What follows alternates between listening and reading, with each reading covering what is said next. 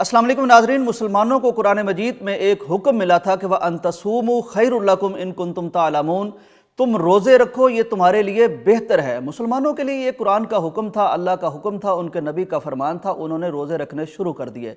लेकिन दुनिया जो साइंस को मानती है, लॉजिक को मानती है, दलील को मानती है, उन्होंने इस पर तजुर्बात करने शुरू कर दिए कि ये जो कुरान मजीद ने मुसलमानों को रोज़े रखने का हुक्म दिया है और इसमें एक बेहतरी का उन्हें कहा है, तो ये बेहतरी है क्या। और इस पर जो बेशुमार तहकीकात सामने आई, उन्होंने अकल को हैरान करके रख दिया।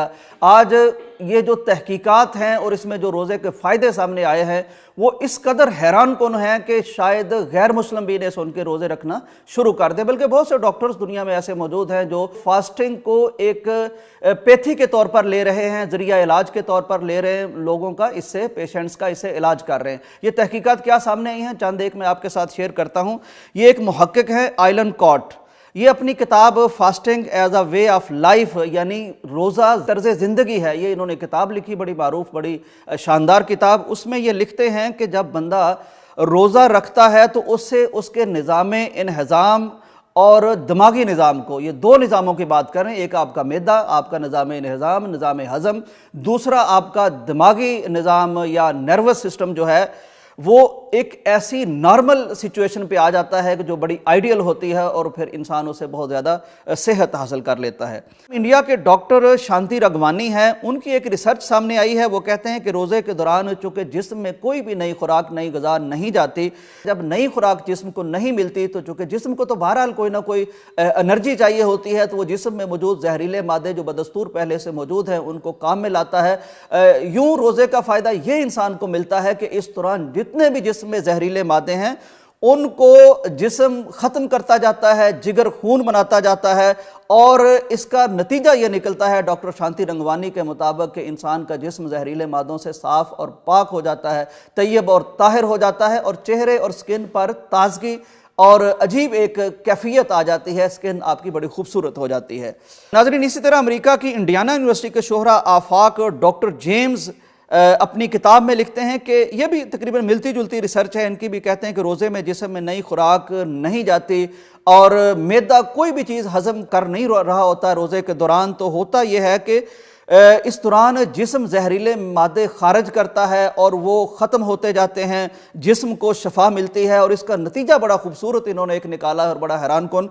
वो कहते हैं कि इस सारे अमल के दौरान, यानी जब आप रोज़ा रख चुके हैं, नई ग़िज़ा नहीं खा रहे, जहरीले मादे ख़त्म हो रहे हैं, तो इसका फ़ायदा क्या होता है, इसमें आपका जो मेटाबॉलिज्म है वो एक अजीब इफेक्ट करता है जिस्म पर। वो आपके बुढ़ापे की जो रफ्तार है, यानी हम बूढ़े जो होते हैं, हमारे सेल्स बूढ़े होते हैं, हमारी बॉडी बूढ़ी होती है, तो इस अमल को रोज़ा कम कर देता है। गोया कि रोज़ा आपकी उम्र में इजाफे का बायस भी बनता है और आपको सेहतमंद भी बनाता है। ये बात कर रहे हैं अमेरिका की इंडियाना यूनिवर्सिटी के शोहरा आफाक डॉक्टर जेम्स। नाज़रीन, इसी तरह ओमान की उर्दू यूनिवर्सिटी के हॉस्पिटल के एक मुहक्किक हैं डॉक्टर सुलेमान। 1404 के रमज़ान मुबारक में इन्होंने भी एक तजुर्बा किया कि रोज़ा इंसानी जिस्म के साथ क्या करता है, इंसानी दिमाग पर क्या असरात मुरतब करता है, और खुसूसन इंसानी खून के साथ इसका रब्त ज़ब्त और इसकी कैफियत और इर्तिबात क्या होता है। इन्होंने क्या किया जी, इन्होंने कुछ रज़ाकार मुसलमान लिए जो रोज़ेदार थे, 42 उनमें मर्द थे, 26 औरतें थीं, इनकी उम्रें थी 15 से 64 साल के दौरान।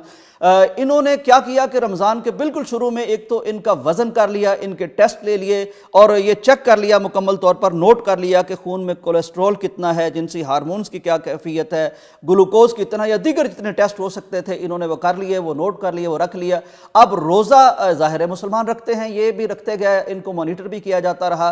रमज़ान के आखिर में, यानी जब 30 रोज़े ये रख चुके थे, तो दोबारा से इनका टेस्ट भी हुआ, लेबॉर्ट्री में ले जाया गया और इनको चेक किया गया, तो नतीजा बड़ा हैरान कुन सामने आया। एक तो जी ये कि 4 से 6 किलो तमाम लोगों का वज़न कम हो चुका था, लेकिन हैरत अंगेज़ बात यह थी कि इनके खून में जो मिकदार मुख्तलिफ चीज़ों की ज़रूरी होती है इंसानों के लिए पाई जानी, वो बदस्तूर उसी तरह मौजूद थी। यानी रोज़े ने इन रज़ाकारों की सेहत को बिल्कुल अफेक्ट नहीं किया, कोई नेगेटिव असरात मुरतब नहीं किए, वज़न कम किया, सेहत को बेहतर किया, और जो कीमियाई चीज़ें थी खून में वो बिल्कुल पूरी की पूरी मौजूद थी। तो ये साइंसी तहकीक साबित करती है कि रोज़ा आपकी सेहत को बढ़ाता है, आपकी सेहत के दुश्मन मुज़र असरात को, जहरीले असरात को, उन चीज़ों को दूर करता है और आपके जिस्म को इन चीज़ों से पाक करता है। नाज़रीन किराम, एक और अजीब तरह की तहकीक अफ्रीका के बर्र आज़म में की गई है। उन लोगों पर तहकीक की गई है, ज़ाहिर है जिनको ग़िज़ा बड़ी कम मुयसर आती है, खुराक उनके पास है नहीं, तो भूख उनके साथ क्या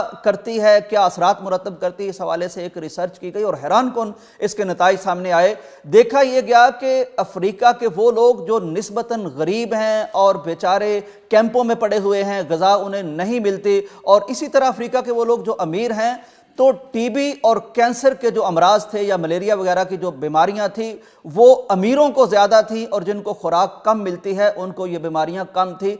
इससे भी अंदाज़ा होता है कि खुराक को एक तनासुब के साथ लेना या रोज़ा रखना, और ख़ुसूसन मैं यहाँ रेफरेंस दूंगा प्यारे पैगम्बर के उस फरमान का कि आपने फरमाया कि अपने मैदे के 3 हिस्से कर लो, एक हिस्सा खुराक के लिए, एक पानी के लिए, एक सांस लेने के लिए। ये लिमिट है हमारे खाने की। तो जो हम जब बेशुमार खाते हैं, तो इस पर भी मैं एक रिसर्च देख रहा था अमेरिका की, वो कहते हैं कि हमारी 80% बीमारियां वो ज़्यादा खाने से हैं, वो बसियार खोरी की वजह से हैं, जो बेतहाशा हम खाते रहते हैं। तो ये बड़ी गनीमत है रोज़ा। एक और रिसर्च अमेरिका के मुसलमान साइंसदान डॉक्टर इब्राहिम सैयद ने की। इन्होंने ये किया कि चूंकि मुख्तलिफ जगह पर मुख्तलिफ रिसर्चेस हो रही होती हैं, तो इन्होंने उन लेबॉर्ट्रीज का रुख किया जहां जानवरों पर कुछ ऐसे तजुर्बात किए जा रहे हैं कि उनकी उम्र कैसे बढ़ाई जा सकती है। ज़ाहिर इंसान का बड़ा फेवरेट और दिलपसंद मौजू है कि इसकी उम्र बढ़ जाए, इसकी सेहत बेहतर हो जाए। तो उन्होंने ये कुछ कई जगह चूहों पर, कई जगह और जानवरों पर ये रिसर्चेस हो रही होती हैं, तो इन्होंने मुशाहिदा किया कि वो चूहे या वो जानवर जिनको खुराक कम दी जा रही है उनके बजाय जिनको ज़्यादा दी जा रही है, तो दोनों का जब मुआवजना किया गया है तो कम खुराक लेने वाले चूहे या जानवर, उनकी उम्र वो तहकीक से साबित हुई लेबॉर्ट्री में कि वो उनकी उम्र ज़्यादा है। नाजरीन, सऊदी अरब का एक रिसाला है अहलन वसालन, फरवरी 1996 के, इसके एक शुमारे में रोज़े के मुतल्लिक रिसर्च छपी। ये रिसर्च अमेरिका की हार्वर्ड यूनिवर्सिटी के मेडिकल स्कूल में डॉक्टर उसामा किंदील ने की। एक मुसलमान है, अमेरिका में है, तो वहाँ इसने रोज़े पर रिसर्च की। इसकी रिसर्च के असरात क्या सामने आए, ये कहते हैं कि कैंसर और एड्स के जो मरीज़ हैं उनमें से कुछ को रोज़ा रखवाया गया, कुछ को नहीं रखवाया गया। तो जिनको रोज़ा रखवाया गया वो पेशेंट थे कैंसर के और एड्स के मरीज थे, बहुत खतरनाक बीमारियां हैं, लेकिन उन्हें जब रोज़ा रखवाया गया और फिर उनके टेस्ट किए गए खून के, तो हैरत अंगेज तौर पर इनमें जो टी किलर कोई इस तरह के सेल्स होते हैं वो हैरत अंगेज तौर पर यानी ये रिकवर करने में, कैंसर से या एड्स वगैरह से रिकवर करने में बड़े मुफीद साबित होते हैं। तो ये रोज़ा रखने वालों के खून में वाफर मिकदार में पाए गए, हैरत अंगेज तौर पर। यानी रोज़ा आपको सेहत भी देता है, रोज़ा आपकी दराजी उम्र का बायस भी बनता है, रोज़ा आपके जहरीले मादे खारिज भी करता है, रोज़ा आपके चेहरे पर चमक भी लाता है, और रोज़ा खतरनाक तरीन और मूजी बीमारियों के लिए आपके लिए ढाल भी बन जाता है। नाजरीन, रोज़े के हवाले से एक और दिलचस्प रिसर्च मेरी नज़रों से गुजरी। यूरोप के एक ईसाई हैं, कैथोलिक ईसाई मुसन्नफ हैं, डॉक्टर जोसेफ राय। उनकी किताब है फास्टिंग। उसमें बड़े दिलचस्प उन्होंने इंकशाफात किए हैं। वो कहते हैं कि रोज़ा न सिर्फ ये कि इंसानों के लिए है और इंसान इसे रखते हैं और फ़ायदा उठाते हैं, बल्कि उन्होंने एक रिसर्च की, एक गौर किया। वो कहते हैं कायनात की बहुत सी चीज़ों में रोज़े की कैफियत हमें नज़र आती है।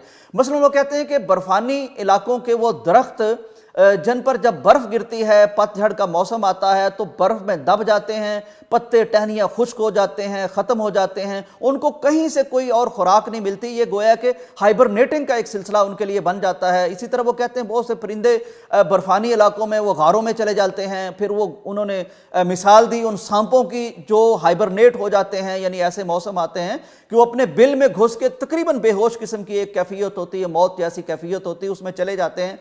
फिर जब मौसम बहार आता है, बर्फ़ पिघलती है, तो ये परिंदे, ये सांप, ये दरख्त, एक नई जिंदगी इनको मिलती है। वो कहते हैं कि इस दौरान ना तो दरख्तों को खुराक मिलती है, ना सांपों को खुराक मिलती है, ना परिंदों को खुराक मिलती है, लेकिन जब सांप को हम देखते हैं तो उसकी ऊपर की जो झिल्ली होती है वो उसको निकाल देता है, ख़त्म हो जाती है। तो बगैर कुछ खाए पिए, हाइबरनेट किए हुए, एक लंबा अरसा भूख बर्दाश्त करने के बाद उसको फिर जो एक जिल्द मिलती है, बड़ी चिकनी, बड़ी शफाफ, बड़ी रंगदार, बड़ी खूबसूरत मिलती है, और उसके अंदर एनर्जी पहले से ज़्यादा होती है। इसी तरह वो कहते हैं कि जिन परिंदों को खुराक नहीं मिलती, तो उनको जब नए पर मिलते हैं वो ज़्यादा रंगीन होते हैं, ज़्यादा खूबसूरत होते हैं, वो ज़्यादा ताकतवर होते हैं, और उनकी बॉडी की कैफियत भी ज़्यादा जवानी वाली होती है।